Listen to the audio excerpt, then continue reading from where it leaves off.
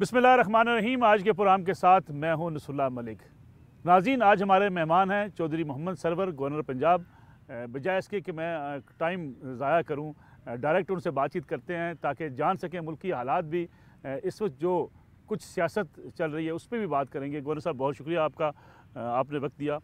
ये फरमाइएगा कि जो हालात हैं पाकिस्तान और हिंदुस्तान के माबैन, इमरान खान साहब अमन की बात कर रहे हैं, दुनिया को अमन चाहिए, लेकिन मोदी सरकार शायद ज़बान समझती नहीं है या एग्रेशन की बात करती है। क्या वजह क्या है?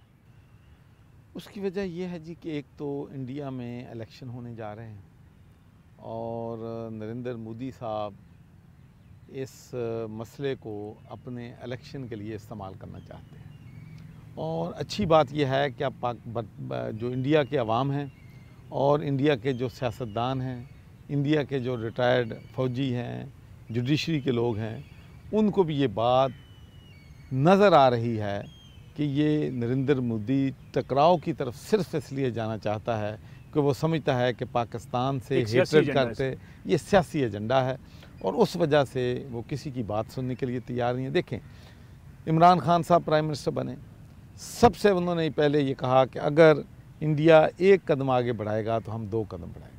हम अपने जो मामलात हैं वो नेगोशिएशन से, डायलॉग से, बातचीत से हल करना चाहते हैं। और उसके बाद पुलवामा का वाक़या हुआ, उसके फ़ौरन बाद पाकिस्तान की हुकूमत ने वाज़ेह अल्फाज में कहा कि अगर किसी किस्म के भी कोई सबूत हैं जिसमें कोई पाकिस्तान के किसी शख्स की इन्वॉल्वमेंट है तो हम आपको भरपूर तरीके से आपके साथ तावन करेंगे।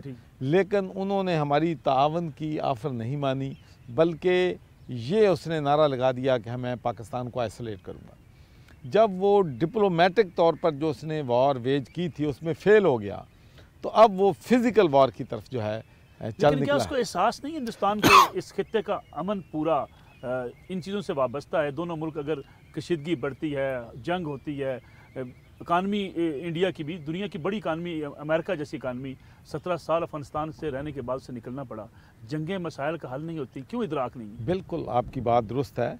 और देखें, हमारे प्राइम मिनिस्टर का बड़ा अमन का पैगाम है, पाकिस्तान के 20 करोड़ अवाम का अमन का पैगाम है, पाकिस्तान की तमाम सियासी और मजहबी जमातों की तरफ से अमन का पैगाम है। तो हम सब लोग जो हैं अमन तलाश कर रहे हैं। और मैं आपको ये भी बता दूं कि इंडिया में भी जो मेजॉरिटी वहाँ के लोग हैं वो भी अमन की तलाश में है। इसीलिए मैं समझता हूँ कि ये शिफ्ट जो आई है, अब आप देखें कि वहाँ की 20-21 जमातें इकट्ठी हो गई, इसलिए कि उनको मोदी के एजेंडे की समझ आ गई है।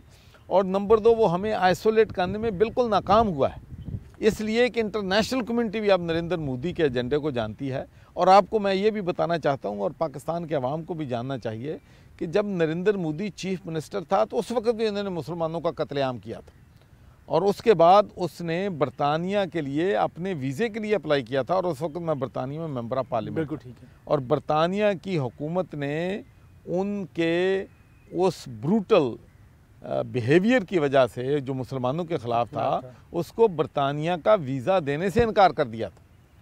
तो आप अंदाज़ा कर लें कि उसका जो माजी है वो सारी दुनिया के सामने है। तो सब लेकर हमें कभी कभी लगता है कि हिंदुस्तान के अंदर अक़लीतों के साथ जो कुछ होता है, मुसलमानों के साथ जो सलूक किया जाता है, उसके बावजूद भारत ये राग लापता रहता है, जमहूरियत सबसे बड़ी जमहूरियत, और वहाँ पे लोगों को हकूक़ दिए जाते हैं। इंटरनेशनली अपना इमेज बिल्डिंग में इंडिया काफ़ी आगे जाता है। उसकी बुनियादी वजह यह है कि वो जिस तरह की भी जमहूरियत है उसने अपना तसलसल जो है बरकरार रखा। ठीक, ये उसको एक बेनिफिट जाता है, largest democracy in the world. लेकिन जब हम एक्शंस की तरफ आते हैं, जमहूरियत क्या है? जमहूरियत में लोगों के बुनियादी हकूक़ का ख्याल रखा जाता है, जमहूरियत में ह्यूमन राइट्स को प्रायोरिटी दी जाती है, जमहूरियत में अकाउंटेबिलिटी होती है, जमहूरियत में ट्रांसपेरेंसी होती है। और इंडिया की जमहूरियत में ना वहाँ पर मिनॉरिटीज़ के क्रिश्चियन वहाँ पे महफूज हैं, ना वहाँ पर मुसलमान महफूज हैं, ना वहाँ पर सिख महफूज हैं। वहाँ पर जितनी भी अक़लियतें हैं वो सब निशाने पे हैं। जब भी कोई मौका मिलता है तो हिंदू मेजॉरिटी जो है उनके ख़िलाफ़ राइट्स करती है, उनका कत्लेआम करती है, उनकी जायदादों को, उनके असासों को नुकसान पहुँचाती है। और अबव ऑल जो ह्यूमन राइट्स की वायलेशन मकबूजा कश्मीर में हो रही हैं, जो जुल्म है, जो बर्बरियत है, जो वहाँ पर बच्चियों के साथ जुल्म होता है, लोगों को नज़रबंद किया जाता है, ये जो वाक़यात वहाँ पर हो रहे हैं भाई, वो इंडिजिनस इश्यूज़ हैं। वहाँ पे tragedy has entered in everybody's door. किसी का भाई मारा गया है, किसी की माँ ज़ख्मी है, किसी का बाप शहीद हो गया है, किसी का बेटा शहीद हो गया है। तो जब लोग शहीद हो जाते हैं, लोगों के विक्टिम होते हैं, तो फिर वो अपने मरने मारने पे आ जाते हैं। होता है जो सब, लेकिन ये सारी चीज़ें हिंदुस्तान के अंदर अक़लीतों के साथ मज़ालिम, ये वेस्ट को, कश्मीर की आवाज़ वेस्ट को सुनाई नहीं देती, बहुत आलमी ताकतों को सुनाई नहीं देती। बहुत अहम आपने सवाल उठाया है कि सारी दुनिया को पता है कि मकबूजा कश्मीर में ह्यूमन राइट्स की वायलेशन हो रही है। पूरी दुनिया को पता है कि कश्मीरी जो हैं अपना हक मांग रहे हैं। पूरी दुनिया को पता है कि सिखों के साथ बहुत जुल्म किए हैं भारतीय हुकूमत ने, और उनको जिस तरीके से निशाना बनाया है उसकी भी तारीख़ में मिसाल जो है वो नहीं मिलती है। लेकिन इसके बावजूद जो बिज़नेस इंटरेस्ट है, बदकिस्मती से मैं समझता हूँ कि वो गालिब आ जाते हैं। जब पिछली दफ़ा मैं तो जब इंडिया और पाकिस्तान की टेंशन बहुत ज़्यादा हो गई थी पिछली दफ़ा, तो मैं 14 दिन के लिए बरतानिया यूरोप के मुकालमों में गया और मैंने वहाँ पर पाकिस्तान का नुक्ता नज़र जो है लोगों को रिप्रेजेंट किया। लेकिन लोगों को बताना पड़ता है कि इश्यूज़ क्या है। भाई उधर अफ़गानिस्तान में अमन हो तो हमें फ़ायदा है, उधर हमें इंगेज किया जा रहा है, इधर कश्मीर में जुल्म कर रहा है इंडिया, और इल्ज़ाम हर चीज़ का हम पे लगा देते हैं। तो हम समझता हूँ कि हमें सफारती सतह से भी उसका मुकाबला करना होगा। आप समझते हैं कि इस वक्त खारजा पॉलिसी इस्लामाबाद में बन रही है? जी, मैं समझता हूँ कि खारजा पॉलिसी इस्लामाबाद में बन रही है, और इमरान खान साहब और शाह महमूद साहब जो हैं इन फुल कंट्रोल है। सारी खारजा पॉलिसी में एतमाद हासिल है प्राइम मिनिस्टर का, वज़ीर खारजा? जी हाँ, बिल्कुल हासिल। और आप समझते हैं, और ये मैं आपको ये भी बताऊँ, ये खुश आइंद बात है कि अफवाज पाकिस्तान, पाकिस्तान की हुकूमत, इंटेलिजेंस एजेंसी और सारे अदारे जो हैं एक पेज पे हैं। और एक बड़ी मैं समझता हूँ कि फ़ख्र की बात है कि हमारी पार्टियों के अंदर भी इख्तलाफात हैं, पार्टी के बाहर भी इख्तलाफात हैं, लेकिन इस मुश्किल वक़्त पे सब एक पूरी पाकिस्तानी कौम एक पेज। आपको कोई गिला नहीं है? मैं समझता हूँ कि तमाम सियासी जमातें जो हैं इस वक्त भारत के ख़िलाफ़ चट्टान की तरह खड़ी। तो आप समझते हैं चौधरी साहब, अगर दोनों मुल्कों के हालात नॉर्मल होते हैं, इकानमी का मसला पाकिस्तान को भी है, हिंदुस्तान को भी है, गुर्बत हिंदुस्तान के अंदर जिस तरीके से हमसे भी ज़्यादा है, खूबी उससे आप वाकिफ़ हैं, दोनों मुल्कों के माबैन हमेशा एक ट्रेड की बात की जाती है कि अगर रीजन में कोई मुल्क ट्रेड नहीं करता, मुआशी तौर पे वो मुस्तहकम नहीं हो सकता। आप समझते हैं हालात नॉर्मल हों तो पाकिस्तान को तमाम ममालिक से इंक्लूडिंग इंडिया ट्रेड करनी चाहिए? देखिए जी, मैं तो ट्रेड जो है उसके कभी भी ख़िलाफ़ नहीं हुआ। ठीक, देखें पाकिस्तान का रशिया था ना, एटम कुव्वत था वो, ठीक, लेकिन एटमी कुव्वत जब उसकी मुआशी हालत कमज़ोर हुई है वो तो टूट गया है। ठीक, एटम बम उसको अपनी मुआशी हालत से टूटने से नहीं बचा सकता।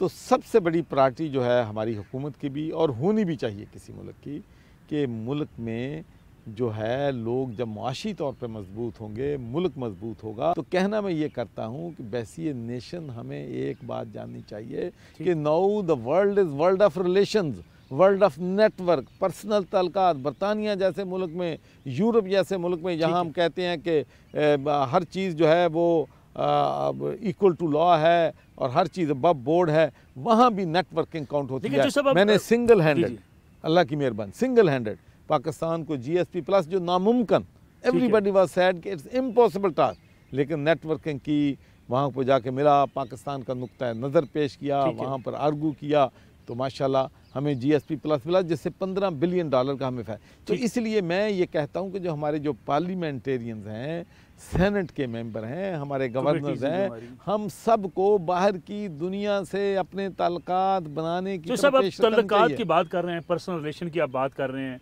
ममालिक के आपस के रिलेशंस की आप बात कर रहे हैं, माजी में जब नवाज शरीफ साहब हुक्मरान थे, कहा जाता था ज़ाती ताल्लुकात बनाते हैं, PTI बहुत तनकीद करती थी, तो क्या ज़ाती ताल्लुकात पाकिस्तान को उसका फ़ायदा नहीं होता था? देखें मैं अर्ज़ करूँ, ताल्लुकात के बेसिस क्या है?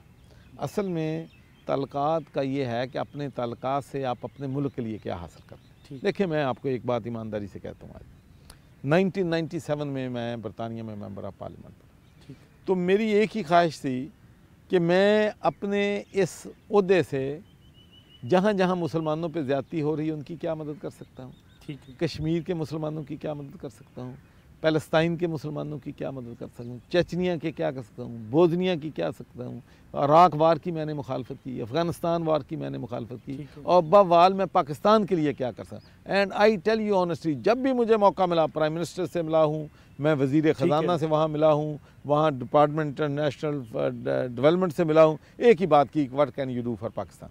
और मैं 20 मिलियन पाउंड हमारी ग्रांट थी पाकिस्तान के लिए जब मैं मेंबर ऑफ पार्लियामेंट बना था, ठीक है, और अब पाकिस्तान के लिए 345 मिलियन पाउंड्स पाकिस्तान के लिए हेल्थ एंड एजुकेशन में डिफरेंट ग्रांट है, और पाकिस्तान सबसे बड़ा रिसिपिएंट है बरतानिया का। वो बरतानिया पाकिस्तान की हुकूमत की वजह से नहीं है, वो आपके भाई जो वहाँ पर हाउस ऑफ लॉर्ड में बैठे हैं, हाउस ऑफ कॉमन्स में बैठे हैं, सैकड़ों के हिसाब से काउंसलर, उनका इन्फ्लुएंस है। वही मैं कहता हूँ, अगर नवाज शरीफ के तल्लुकात है तुर्की से, सऊदीया से, जरदारी साहब के तल्लुकात है बाज़ ममालिक से, तो उनका कंट्रीब्यूशन भी तो हमें तस्लीम करना चाहिए। नहीं, मैं कब कहता हूँ कि किसी का कंट्रीब्यूशन, बात यह है कि Saudi Arabia has been always friend of Pakistan. वो ना मेरा दोस्त है, मेरा भी दोस्त है, ठीक है, इमरान खान का भी दोस्त है, नवाज शरीफ का भी दोस्त होगा, जरदारी के भी होंगे, लेकिन above all they are friends of Pakistan. ठीक है, असल रिलेशनशिप जो है इस्लामी ममालिक की वो पाकिस्तान के अवाम से है। प्राइम मिनिस्टर इमरान खान साहब बने हैं, वो गए हैं, देख लें आपने उनको कितनी रिस्पेक्ट दी है। तो ये पर्सनल तल्लुकात हुकूमत में होते हुए ही हैं। तो सब हमने मुकामी सियासत की बात भी करनी है, लेकिन एक ब्रेक पे जाने से पहले मैं आपसे पैगाम चाहूँगा हिंदुस्तान की आवाम के लिए, हिंदुस्तान के हुक्मरानों के लिए। वो क्या है कि इन हालात में उनको किस तरफ सोचना चाहिए? मैं हिंदुस्तान के हुक्मरानों को कहता हूँ, अक्ल से काम लें। ये जंगें जो हैं तबाही का सामान बनती हैं। हम ये नहीं कहते कि हम इंडिया को तबाह कर देंगे, ठीक है, हम दोनों मुल्क तबाही की तरफ जाएंगे। अमन का वक़्त है, नशोशिश का वक़्त है, और जंग जरहाना अपने जो अज़ाइम हैं उनसे बाज रहें। और जो इंडिया के अवाम हैं उनको मैं ये अपील करूँगा कि देखें, पाकिस्तान का 20 करोड़ अवाम आपकी खैरखाही चाहता है। आपके मुल्क से गुर्बत ख़त्म होने में उनमें हमें इतनी दिलचस्पी है जितनी हम अपने मुल्क में गुर्बत। हमारा असल दुश्मन गुर्बत है, बेरोज़गारी है, ठीक है, यहाँ पे इंफ्रास्ट्रक्चर हमारे पास नहीं है, हेल्थ नहीं है, इलिटरेसी हमारा जो है दुश्मन है। आइए हम मिलके अपने मुल्क के जो मसाइल हैं उनको हल करने की कोशिश करें, और नरेंद्र मोदी को मासेस में बाहर आकर क्लियर कर दें कि आपके जंगी अज़ाइम में भारत के अवाम आपके साथ नहीं। ठीक है चौधरी साहब, एक मुझे ब्रेक लेनी है, ब्रेक से वापस आएंगे। चौधरी साहब से बात हुई पाक इंडिया रिलेशन के हवाले से भी, खित्ते की सूरत हाल भी, अब बात करेंगे पाकिस्तानी सियासत की, ताकि हम जान सकें चौधरी साहब के ख्यालात क्या हैं पाकिस्तानी सियासत के बारे में भी। एक ब्रेक लेते हैं, ब्रेक से वापस आते हैं।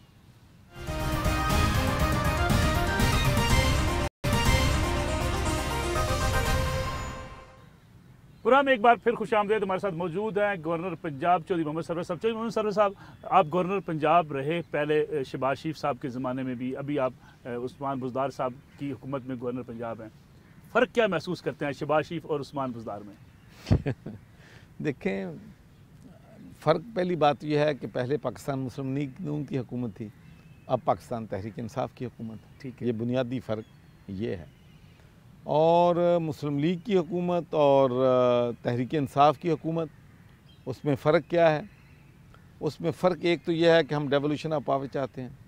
सारे जो इख्तियारात हैं हम जो हैं वो एक जगह पे इकट्ठे होने के ख़िलाफ़ हैं। हम ये समझते हैं कि अगर इस मुल्क ने तरक्की करनी है, इस मुल्क में खुशहाली लानी है, इस मुल्क में आवाम को रिलीफ देना है, तो पावर जो है वो निचली सतह पर हमें मुंतकिल करनी पड़ेगी। अगर हम पावर निचली सतह तक मुंतकिल नहीं करेंगे तो लोगों के डे टू डे मसाइल जो हैं वो हल नहीं होंगे। तो उसके लिए इंशाल्लाह बहुत जल्द आप देखेंगे कि लोकल गवर्नमेंट का एक निज़ाम जो है वो हम लेके आएंगे। पुलिस जो है, मैं ये नहीं कहता कि बिल्कुल ठीक हो गई है, लेकिन हम बेहतरी की तरफ गामजन हैं। हम इंशाल्लाह कोशिश कर रहे हैं। हमारी ख्वाहिश तो ये थी, ईमानदारी से कहता हूँ, कि हम ओवरनाइट जब आएँ इक़्तिदार में तो पुलिस को और अदारों को बाख्तियार कर दें और पॉलिटिकल इन्फ्लुएंस जो है इसमें ज़ीरो कर दें। लेकिन अगर मैं ये कहूँ कि हो सका है, ये नहीं हो सका, लेकिन उतना नहीं है। अगर लेट से कि 10% है या 20% है, 30 है, लेकिन टोटली एलिमिनेट नहीं हुआ है। लेकिन हमारा अल्टीमेट गोल ये है कि हम अदारों को बाइख्तियार बनाएं, right person for the right job, और उसके बाद उनको एम्पावर करें, और एम्पावर करने के बाद फिर उन पे चेक एंड बैलेंस रखें और उनकी अकाउंटेबिलिटी करें। जो सब आपने कहा right person for the right job, PTI के अंदर भी ये बातचीत होती है, आपको भी शायद एहसास महसूस होता हो। शहबाज शरीफ एक अच्छा एडमिनिस्ट्रेटर था, उस्मान साहब को आप समझते हैं कि उसी तरीके से एडमिनिस्ट्रेशन उनकी हो सकती है जैसे शहबाज शरीफ के बारे में बात की जाती है? देखें, वही मैं कहता हूँ कि वहाँ पर इख्तियारात जो थे फ़र्द वाहिद के पास थे। ठीक। अब हमारी, मुझे ये बताएं, मैं अक्सर लोगों से ये सवाल करता हूँ कि जब मैं उससे पूछता हूँ कि भाई मुझे बताएं कि पंजाब काबीना के 10 साल पंजाब की काबीना रही है नून में, तो आप कितने जो प्रोविंशियल मिनिस्टर हैं, सूबाई वज़रा हैं, आप कितने के नाम जानते हैं? तो मुझे 1-2 नाम से ज़्यादा कभी कोई नहीं बता सकता। लेकिन यहाँ पर आप देखेंगे कि हर मिनिस्ट्री अपना अपना काम कर रही है, डेवोल्यूशन ऑफ पावर है, और एक दूसरे का कंसल्टेशन एक प्रोसेस है, कलेक्टिव एक कैबिनेट की मीटिंग जो है रेगुलर हो रही है। वहाँ तो 3-3 महीने कैबिनेट की मीटिंग नहीं होती थी, अब मीटिंग जो है कैबिनेट की बिल्कुल रूटीन के मुताबिक हो रही हैं, डेवोल्यूशन ऑफ पावर हो रहा है। वो हम्बल है, वो इख्तियारात सारे अपने पास जो है नहीं रख रहा, फैसलों को डिवॉल्व कर रहा है, मुशावरत है। तो इंशाल्लाह आप देखेंगे कि जो आप नया जॉब अब जब भी कोई संभालते हैं तो उसके लिए थोड़ा सा वक्त उसको समझने में, उसको आगे बढ़ाने में लगता है, लेकिन प्राइम मिनिस्टर साहब की उनको पूरी सपोर्ट हासिल है, मेरी उनको पूरी सपोर्ट हासिल है। वो हमसे मुशावरत करते हैं, हम्बल हैं, कोई करप्शन किसी का, कोई किसी किस्म का एलिगेशन जो है पूरी कैबिनेट पे अभी तक कम से कम हम कह सकते हैं कि नहीं है। और देखिए, मैं आपको एक और बात बता रहा हूँ, पाकिस्तान की तारीख 70 साल तारीख में पहली दफ़ा किसी सिटिंग गवर्नमेंट के 3 वज़रा ने रिज़ाइन किया है, इस्तीफ़ा दिया, और किसी के ख़िलाफ़ कोई चार्जेस प्रूव नहीं हुए हैं, कोई किसी जगह पे कन्विक्ट नहीं हुआ है, गिल्टी नहीं हुआ है। लेकिन these are the standards we are trying to set in politics in our country. देखिए जो सब शहबाज शरीफ साहब के आपके बड़े क्लोज, आपने काम भी किया, आपके बड़े अच्छे रिलेशन भी रहे, यही इल्ज़ाम जो आज पीटीआई के लोगों पे जिनके आप बात कर रहे हैं, जो सरेंडर भी किया, जिन्होंने गवर्नमेंट से इस्तीफे भी दिए, शहबाज शरीफ कहते हैं मेरे ऊपर भी एक पाई का इल्ज़ाम नहीं है, साबित नहीं हो सका, या मैं करप्ट नहीं हूँ। आप समझते हैं शहबाज शरीफ करप्ट आदमी थे? देखिए, मैं अर्ज़ करूँ, बात यह है कि ये अदारों का काम है। हमने अदारों को इसलिए, देखे ना, हम पे ये इल्ज़ाम करता है कि जी हम पॉलिटिकल विक्टिमाइजेशन कर रहे हैं। मुझे ये बताएं कि शहबाज शरीफ के ख़िलाफ़ केसेस हमने बनाए, जरदारी के ख़िलाफ़ केसेस हमने बनाए हैं, किसी और चीफ मिनिस्टर या जितने लोगों के भी केसेस हैं वो हमारे हुकूमत में आने से पहले बने हुए हैं। और जब फैसले होंगे, जो कोर्ट्स फैसले करेंगी, पहले भी फैसले हुए हैं जो हमारी तबीयत के ख़िलाफ़ थे, हमें सीरियस रिजर्वेशन थी, लेकिन हमने जुडिशरी के फ़ैसलों को माना है। अब भी जो जुडिशरी फ़ैसले करेगी हम उनको सरे तस्लीम हम हैं, उनके फ़ैसलों को मानते हैं, लेकिन अदारों को खुदा के लिए बाइख्तियार बनने दें, अदारों को अपना निज़ाम चलाने दें, अदारों को अपने अपने दायरा इख्तियार में रहकर काम करें, तो इंशाअल्लाह हमारा मुल्क जो है वो आगे की तरफ बढ़ सकता है। तो सब आपके ज़ाती मुरासम भी रहे शरीफ फैमिली से, अब भी हैं या ख़त्म हो गए? क्योंकि हमारा कल्चर तो ये होता है कि सियासत में लोग पार्टी बेशक चेंज कर लेते हैं, लेकिन अपने तल्लुकात ख़त्म नहीं करते। देखें जी, तल्लुकात तो खैर कभी ख़त्म नहीं होते, लेकिन कोई कम्युनिकेशन जो है वो आपस में किसी किस्म की नहीं है। और आपने देखा होगा कि मैं 5 साल से पॉलिटिक्स में हूँ यहाँ पर। मैं जब भी किसी को बारे में बात करता हूँ, मैं कहता हूँ कि it is matter for the law, it is matter for the judiciary to find somebody guilty और इनोसेंट, उनका काम है। लेकिन नवाज शरीफ आज जिन मुश्किल हालात में हैं, मुकदमात का सामना कर रहे हैं, आपके बड़े अच्छे उनके साथ रिलेशन थे, आप समझते नहीं है इस मौके पे आपको मिलना चाहिए, कम से कम उनके साथ इज़हार हमदर्दी करना चाहिए? देखें, कानून की नज़र में हम सब बराबर हैं। ठीक, कोई बड़ा है, छोटा है, अमीर है, गरीब है, ताकतवर है, कमज़ोर है, कानून जो है अपना रास्ता खुद मुतय्यन करता है। हमारा काम यह है कि हम पॉलिटिकल विक्टिमाइजेशन नहीं करेंगे। मैं आपको यकीन से कहता हूँ, कभी किसी के खिलाफ चार्जेस फ्रेम नहीं करेंगे, कानून से तल्लुक हो, किसी जमात से उसका तल्लुक हो, पॉलिटिकल विक्टिमाइजेशन हम नहीं करेंगे। और मैं आपको एक और बात बताऊँ, यहाँ पर बिज़नेस कम्युनिटी के लोग आते हैं मुझे मिलने, और मैं उनसे कहता हूँ कि please make sure and I want to assure you, reassure you, कि जो बिज़नेस कम्युनिटी के लोग हैं, किसी भी उनसे पार्टी से ताल्लुक है, हम किसी को विक्टिमाइज़ नहीं करेंगे, क्योंकि किसी का अगर हम बिज़नेस बंद करेंगे तो उसका नुकसान जो है पाकिस्तान का है, मज़दूरों का है, जो लोग उन फैक्ट्रियों में काम कर रहे हैं। तो आप देखेंगे, आपने देखा होगा कि मुझे बता दें कि किसी दवाखाने पे, किसी फैक्ट्री पे, कोई किसी किस्म की एक पिछले 6 महीने में मुझे एक मिसाल दे दें कि यहाँ पर हमने कोई पॉलिटिकल विक्टिमाइजेशन। लेकिन जो सब जो नैब जिस तरीके से कार्रवाइयाँ कर रही है, कुछ सियासतदानों को पकड़ा जा रहा है, मुकदमात बनाए जा रहे हैं, ब्यूरोक्रेसी के रास्ते में रुकावटें खड़ी की जा रही हैं, आप इससे समझते नहीं हैं कि ये सिर्फ सियासतदानों के खिलाफ एक मुहिम है और इसको नहीं होना चाहिए ताकि मुल्क के अंदर सियासी बहरान पैदा ना हो? देखें जी, नैब का अपना कानून है, तो मैं तो इसीलिए जब भी अदालतों में मामलात होते हैं तो मैं कमेंट उस पर नहीं करता, क्योंकि आपको मालूम है कि यूरोप में जब किसी आदमी के ख़िलाफ़ कोई चार्जेस फ्रेम होते हैं तो अखबारों में उसका नाम लिखना, उसके बारे में ममनू कर दिया जाता है कि ताकि जब जज अदालत में जाए तो प्रेजुडिस ना हो, या जूरी जो है वो प्रेजुडिस ना हो अखबारात पढ़ के, कि अखबारात किसी को बना दें, मीडिया किसी को बना दे, गिल्टी कर दे। किसी के बारे में कहते हैं खौफ है, काम नहीं करती, क्या आपको एहसास होता है वाकई ब्यूरोक्रेसी पंजाब में काम नहीं करती, तावन नहीं करती? देखें, इश्यूज़ तो हैं, फेडरल लेवल पे भी हैं, पंजाब लेवल पे भी हैं, वो हमसे भी रेज़ करते हैं, तो हम भी उनको कहते हैं कि भाई अगर आप ऑनेस्टी से काम करेंगे तो इंशाल्लाह कोई इशू नहीं है। लेकिन ये बात दुरुस्त है कि ब्यूरोक्रेसी जो है कई फ़ैसले करने से वो कोई डर खौफ एक है। देखें 2-3 चीज़ें हमें करनी हैं।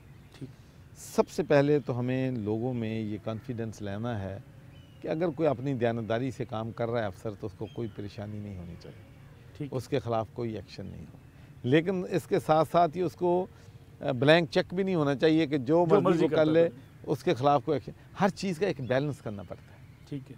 और पाकिस्तान में मुझे ये बताएं कि इतने ब्यूरोक्रेट्स हैं, मुझे बताएं कि कितने लोगों को डिसमिस किया गया।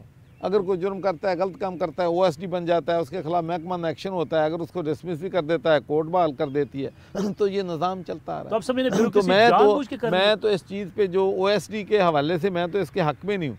मैं तो कहता हूँ कि अगर अफसर अच्छा है तो उसको काम कर दे दें, अगर अफसर अच्छा नहीं है, अगर एक ज़िले में भक्कर में अच्छा नहीं है तो लइये में कैसा अच्छा हो सकता है, ठीक है। अगर एक ओहदे पे अच्छा नहीं, दूसरे अगर उनके खिलाफ कोई चार्जेस हैं तो उसके खिलाफ एक वाज़ेह मतलब मैसेज होना चाहिए कि करप्शन के ख़िलाफ़ हमारी ज़ीरो टॉलरेंस है।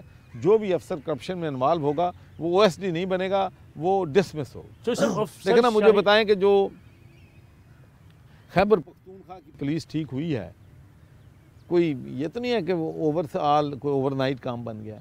वहाँ पर लोगों को डिसिप्लिन किया गया, वहाँ पर लोगों को सज़ाएं दी गई, वहाँ पर लोगों को डिसमिस किया गया है सैकड़ों के हिसाब से, और तब जाके वो इंसान बने हैं कि आप अगर जुर्म करेंगे तो हम दुनिया में जहाँ भी मुझे बता दें कि जहाँ ये हो कि मैं जितना मर्ज़ी जुर्म कर लूँ, जितनी मर्ज़ी मैं गलती कर लूँ, जितना मर्ज़ी मैं मुल्क को लूट लूँ, मैं अकाउंटेबिलिटी नहीं है कहीं मेरी, तो फिर कौन रुकेगा? सभी करेंगे। सवाल है कि अगर गवर्नर पंजाब को आईन एक इख्तियार देता है, CM को आईन एक इख्तियार देता है, उस इख्तियार का इस्तेमाल करना क्या ये दुरुस्त नहीं है? बिल्कुल दुरुस्त है। जो अगर मेरे इख्तियार में है, मैं अपने इख्तियार का इस्तेमाल कर रहा हूँ विद इन कॉन्स्टिट्यूशन, तो ये मेरा राइट है। तो क्यों हम इतना शोर क्यों उठता है? किसी अफसर को अगर CM तब्दील कर देते हैं तो हम एक शोर उठ जाते हैं, तब्दील कर दिया। ये एक बहुत अहम मसला आपने सवाल उठाया है। मुझे ये बताएं कि पिछले 10 साल और उससे पहले भी डिप्टी कमिश्नर भी तब्दील होते थे, कमिश्नर भी तब्दील होते थे, दूसरे अफसर भी तब्दील थे, और सबको पता है कि वो सारी पॉलिटिकल अपॉइंटमेंट्स होती। ठीक है जी। कोई DPO जो है, बल्कि ASI लेवल तक, SHO लेवल तक, तहसीलदार, कानूनगो अपने इलाके के MNA MPA लगवाते थे, ठीक है। कोई उस वक्त शोर नहीं पड़ा, किसी ने कोर्ट में नहीं गया, कोई इलेक्शन कमीशन के पास नहीं गया, कोई रौला नहीं पिया। अब जबकि मैं आपको ये बात यकीन से कहता हूँ कि 80-70% फैसले अब हमारे अफसर खुद कर रहे हैं, ठीक है। हमारे DPO अपनी मर्ज़ी से SHO लगा रहे हैं, हमारे देखें मुझ पे प्रेशर आता है। हम एक ऐसी सोसाइटी में रह रहे हैं कि हमें कि डायनामिक्स मुख्तलिफ हैं। वो कहते हैं कि जी अजीब गवर्नर है, आप एक थानेदार का तबादला नहीं करा सकते। मेरे लिए इस बात का कि जी मैं एक थानेदार का तबादला नहीं करवा सकता, मैं अगर किसी को कहूँ जो है एक सिपाही का मैं नहीं तबादला कर सकता, मेरे लिए ये एजाज़ की बात है। लेकिन अवाम समझते हैं कि भैया गवर्नर का आएगा, ठीक है। देखो ना कितनी सोच में कितना फ़र्क है। तो अब हमारे ये सब लोग जो हैं 100% जब पॉलिटिकल बेसिस पे इनकी अपॉइंटमेंट होती थी, ये डिप्टी कमिश्नर या ये पुलिस वाले या जो दूसरे लोग हमें अब आंखें दिखा रहे हैं, हमें क्रिटिसाइज हमारी पार्टी को कर रहे हैं, इनसे पूछे तो सही भी तुम अपने SHO भी अपनी मर्जी से लगा सकता था पहले, तू तहसीलदार अपनी मर्जी से लगा सकते तुम पहले, तू कानून को अपनी मर्जी से लगा सकता था, इलेक्शन जो है, जब बाई इलेक्शन होता था तो तुम इलेक्शन लड़ते थे हुकूमतों का, और अब हम पे हर बात पे हम पे चढ़ाई करते हैं, कभी हमें ये कहते हैं। लेकिन हमने फिर भी जो तबादले हैं हम डीपीओ को बाइख्तियार कर रहे हैं। हम उनसे कहते हैं कि अगर हमारे पास आपके पास सिफारिश भी आती है तो अगर आप समझते हैं कि करप्ट है एसएचओ, ना लगाएं, अकोमोडेट करें हमारे एमएनए एमपीएस को, इसलिए कि वो पॉलिटिशियन हैं, उनके जायज़ काम करें, उनको इज्जत दें। इसका मेरिट का ये भी नहीं मतलब है ना कि जिसने 1 लाख वोट लेके आया उसको डीपीओ दफ्तर के बाहर बैठाए रखे, उसकी बात ना सुने, उसको इज्जत ना दे। एक और ब्रेक लेनी तो है, बैलेंस करना पड़ेगा ना। एक ब्रेक लेनी है, ब्रेक से वापस आएंगे। चौधरी मोहम्मद सरवर गवर्नर पंजाब हमारे साथ मौजूद हैं, बातचीत का सिलसिला जारी है।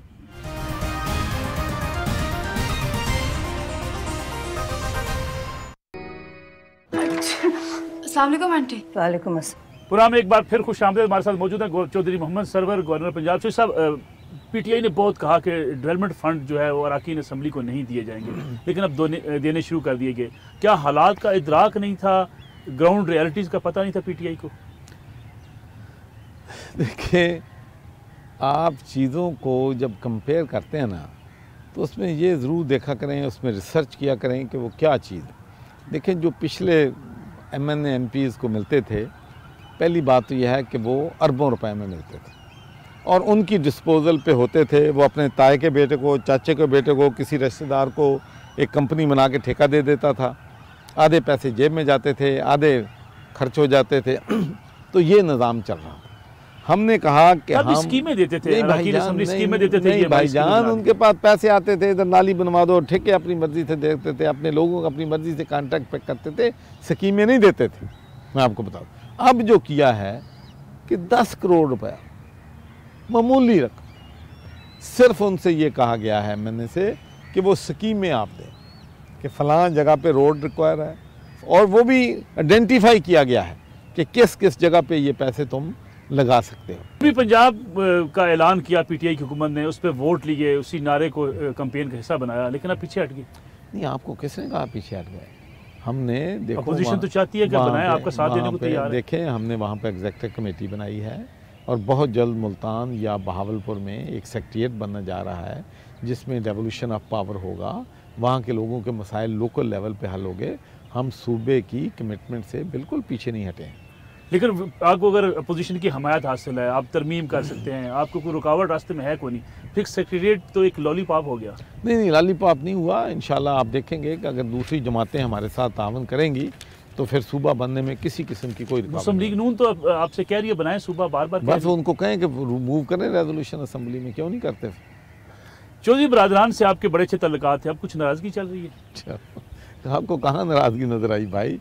मैं तो पिछले दिनों उनकी फैमिली में शादी थी, वहाँ पर मैं गुजरात गया हूँ, वहाँ शादी मैंने अटेंड की है, तो उनके साथ मेरा मुसलसल रब्ता है, टेलीफोन पे भी बात होती है। तो किसी किस्म की ना कोई टेंशन है, ना कोई इख्तलाफात हैं, बड़े कॉर्डियल रिलेशन है हमारे। कुछ खबरें, अफवाहें गर्दिश में हैं कि स्पीकर पंजाब असम्बली कुछ पीटीआई के और ओहदेदारान भी गिरफ्तार हो जाएंगे नैब के हाथों। ऐसा होने जा रहा है? देखिए जी, मैं आपको बताऊं कि बिल्कुल मेरे इल्म में नहीं है।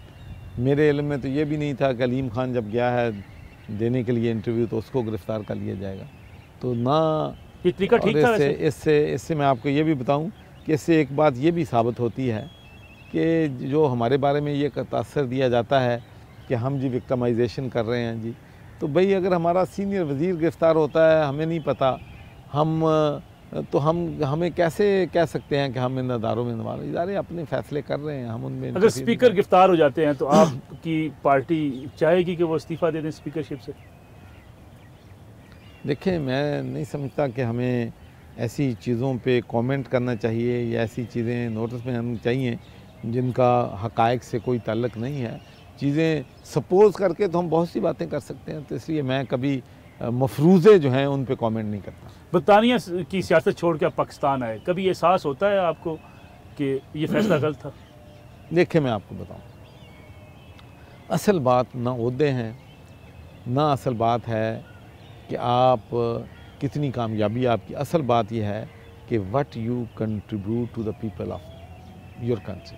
ठीक है, मैं ये समझता हूँ कि जो सिर्फ मेरा पिछले गवर्नर बन के जो पाकिस्तान को जीएसपी प्लस का फ़ायदा मिला है, मैं कोई और काम कोई भी ना करूं, तो मैं समझता हूं कि मैंने अपने मुल्क के लिए यह हक अदा कर दिया कि 15 billion $3 billion a year just with one network benefit फिर नवाज शरीफ को जाता है, उन्होंने आपको गवर्नर पंजाब बनाया, जिसमें हुकूमत को तो क्रेडिट जाएगा। जो हुकूमत में मैं गवर्नर था और मैंने भी जब मिला है तो मैंने कहा कि ये क्रेडिट हुकूमत को जानता है। अब भी मैं कहता हूँ कि वो उस वक्त जो भी हुकूमत थी GSP प्लस मिलने का क्रेडिट तो उसी को जाना है ना जी, बेशक उस गवर्नमेंट में जो भी काम कर रहा है। जो सब मरूसी सियासत की PTI बहुत प्रोपोगेट करती है, लेकिन हमारे यहाँ ऐसा कल्चर नहीं है।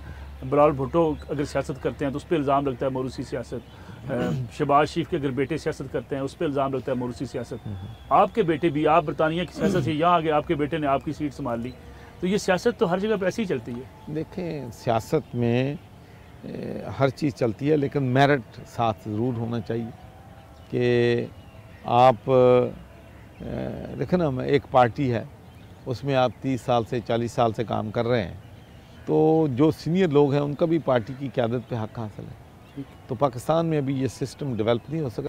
तो सब आप गवर्नर भी हैं, एक बड़ा अक्सर कहा जाता है जामियात हैं पंजाब के अंदर, एजुकेशन के बारे में PTI की हुकूमत कहती भी बार बार है, लेकिन आज तक हम निसाब बेहतर नहीं कर सके, जामियात बेहतर नहीं कर सके, तालीमी इदारों से निकलने वाले लोग जो हमारे हैं अप टू जो स्टैंडर्ड है दुनिया का उसके मुताबिक नहीं हो सके। क्या आप समझते हैं इसकी तरफ कोई हुकूमत की तवज्जो खास है?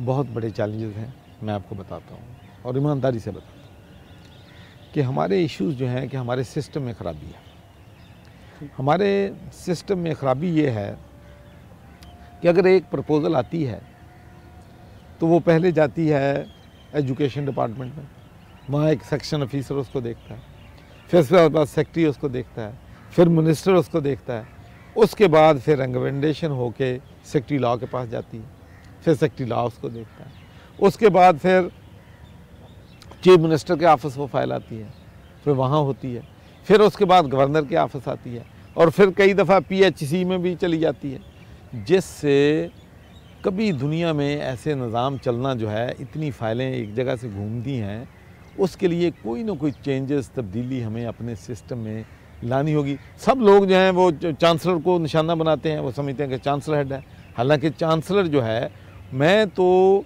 जिस दिन से चांसलर बना हूँ मैं एक ही काम पे पीछे रहता हूँ हर वक्त कि फ़ाइल कहाँ, किस यूनिवर्सिटी कहाँ पड़ी है, एक जगह से दूसरी जगह ले जानी है, दूसरी तीसरी जगह जानी है, तीसरी से चौथी जगह जानी है, का शिकार होती रहती तो ये एक इशू है जिसको हमने हल करना है। दूसरा हमारा इशू ये है कि 12 यूनिवर्सिटीज़ जो हैं उनमें एक्टिंग वाइस चांसलर लगे हुए, परमानेंट नहीं है, किसी में होते ही नहीं थे। तो सबसे पहली हमारी प्रायोरिटी ये है कि हम इसको डीपोलिटिसाइज करना चाहते हैं। और मैं आपको एक बात यकीन से कहता हूँ Nasrullah, I am saying it from my heart, chief minister साहब की तरफ से, एजुकेशन मिनिस्टर साहब की तरफ से, गवर्नर साहब की तरफ से किसी किस्म की सिलेक्शन ऑफ वाइस चांसलर में पॉलिटिकल इंटरफेरेंस नहीं होगी। ये मैं अब आपको बिल्कुल ऑन द रिकॉर्ड ये बात कह रहा हूँ। दूसरा, यहाँ पर ये जो रवाज है एक्टिंग काउंसिल वाइस चांसलर 2-2 साल के लिए लगे हैं, एक्टिंग यार्ड ट्रेजरर लगे हुए हैं, एक्टिंग कंट्रोलर ऑफ एग्जामिनेशन लगा हुआ है, एक्टिंग रजिस्ट्रार लगे हुए हैं। अच्छा, वाइस चांसलर पहले मैं समझता था क्या वजह है इनको परमानेंट क्यों नहीं करते, अब पता चला है कि वाइस चांसलर नहीं चाहते कोई परमानेंट हो, इसलिए कि उन पर रोब ज़्यादा डालते हैं, उनकी मर्जी पे चलते हैं। तो इंशाल्लाह आप देखेंगे कि एक तो यूनिवर्सिटी सिस्टम जो है इसको हम बेहतर करेंगे, एक तो वाइस चांसलर हमारा जब रिटायर होने वाला होगा या उसका टर्न्यूर अप हो जाएगा तो हम 3 महीने पहले कोशिश करेंगे एक वाइस चांसलर वहाँ पर जो होना है हो, ताकि ये एक्टिंग वाला जो तो सब हायर एजुकेशन के बजट के बारे में कहा जाता है कि पंजाब हुकूमत ने उसमें कमी की है, ये करनी चाहिए थी कभी? देखिए, जब ऑस्टेरिटी होती है तो उसमें बहुत से चैलेंजेस होते हैं, बहुत से इश्यूज़ होते हैं, लेकिन मैं समझता हूँ कि इस वक्त जो इश्यूज़ हमारा बड़ा है, मैनेजमेंट इश्यूज़, फाइनेंसेस इश्यूज़ से बड़ा है। मैनेजमेंट अगर बेहतर कर लें तो लोगों को, पंजाब हुकूमत को सबसे बड़ा चैलेंज क्या है जो, और 6 माह के दौरान जो सबसे बड़ा चैलेंज सामना करना पड़ा वो क्या है? देखें जी, सबसे बड़ा चैलेंज तो मैं समझता हूँ कि मैंने भी हर जगह येस यूनियन काउंसिल में गया हूँ, यहाँ तकरीर की है, ये सरमन दिया कि 2 मिलियन लोग जो हैं गंदा पानी पीने की वजह से मर गए हैं, तहरीक इंसाफ आएगी तो हम पीने का इनको साफ पानी देंगे, पूरे पंजाब में पानी प्रोवाइड करेंगे। ये बहुत बड़ा चैलेंज है। मैं समझता हूँ इससे बड़ा बेसिक जो जिससे 50% लोग जो हैं अस्पतालों में पड़े हैं गंदा पानी पीने की वजह से। अस्पतालों में मरीज़ कम हो जाएंगे अगर हम लोगों को साफ़ पानी है, स्कूलों में हाज़िरी बच्चों की बढ़ जाएगी अगर हम साफ़ पानी दें। तो ये बहुत बड़ा चैलेंज है और इंशाल्लाह आई एम वेरी होपफुल कि हम इस चैलेंज जो है अगले 5 साल में इंशाल्लाह लोगों को पीने का साफ़ पानी देंगे। उसके बाद हमारा सबसे बड़ा चैलेंज एजुकेशन है। जो बच्चे हमारे स्कूलों में नहीं जाते हैं उन बच्चों को स्कूलों में लेके जाना है। वो बच्चे जिनको स्कूलों में होना चाहिए वो लोगों के घरों में मेहनत मजदूरी कर रहे हैं। फिर उसके बाद मुलाजमतों का बहुत बड़ा चैलेंज है। सब नौकरियां देना तो आपका वादा था, लेकिन बेरोजगारी बढ़ी है पिछले 5-6 माह में। नहीं, इंशाल्लाह निकले हैं। देखिए मैं अर्ज़ करूँ कि उसकी कुछ वजूहात हैं, जैसे कि हमें सबसे पहले अपना बिज़नेस कम्युनिटी का जो कॉन्फिडेंस है उसको रिस्टोर करना है। हमने इनिशिएटिव लिए हैं। मिसाल के तौर पर हमने टेक्सटाइल इंडस्ट्री की जो गैस है या एक्सपोर्ट इंडस्ट्री की गैस है उसको आधी प्राइस पे कर दिया है और उससे आप देखेंगे कि पिछले महीने जनवरी में हमारी एक्सपोर्ट 10% बढ़ी है और इंपोर्ट कम हुई है। मैं समझता हूँ कि सबसे बड़ा चैलेंज पाकिस्तान का एक्सपोर्ट और इंपोर्ट का बैलेंस कायम करना है। मुझे बताएं कि किसी मुल्क की अगर $23 बिलियन एक्सपोर्ट हो और $61 बिलियन इंपोर्ट हो, how that country can prosperous, वो उसकी इकॉनमी कैसे बेहतर हो सकती है, वो माशी तौर पर कैसे खुशहाल आप उम्मीद है जी हो जाएगी। और इंशाल्लाह हम इस गैप जो है इसको ब्रिज करने की पूरी कोशिश करें। बहुत शुक्रिया चौधरी मोहम्मद सरवर, गवर्नर पंजाब हमारे साथ मौजूद थे। नाज़रीन, ये आज का प्रोग्राम था, जो सबकी बातें आपने सुनी। इंशाल्लाह कल आपसे फिर मुलाकात होगी। इजाज़त दीजिए, अल्लाह हाफ़िज़।